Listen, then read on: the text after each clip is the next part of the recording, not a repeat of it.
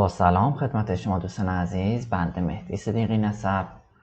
تو این آموزش میخوام بگم که چطور میتونی روی مرورگر موزیلا یک افزونه نصب کنی که برگه هایی که دوست داری رو به زبان دیگه ترجمه بکنه برات. مثلا انا من داخل آموزش های گذشتم ورود به سایت هایی میکردم زبان انگلیسی یا ترکی یا هر زبان دیگه ای باشه به زبان فارسی ترجمه میشه.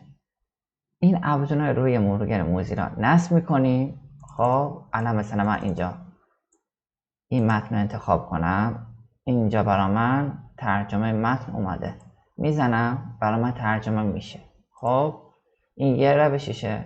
روش دوم، ما اینجا نمیشه اصلی میذاریمش رو فارسی که انتخاب کنیم خودکار خودش برای ما فارسی میکنه. انا من درستش کنم.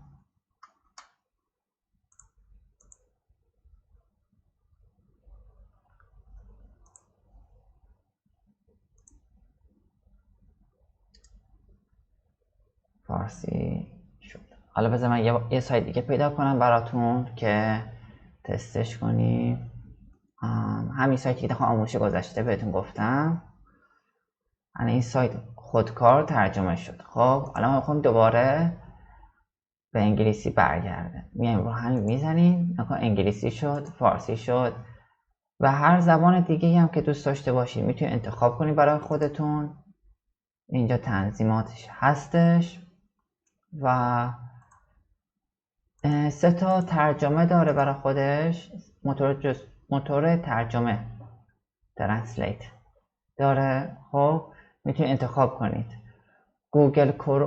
گوگل ترنسلیت، اینه نمیدونم مال کدومه، و اینم مال یاندکس هستش.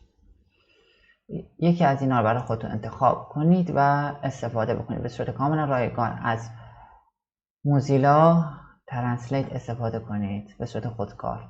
دیگه نیازی به کروم نداریم چون ترجمه خودکار روی خود موزیلا هم میتونه استفاده بشه.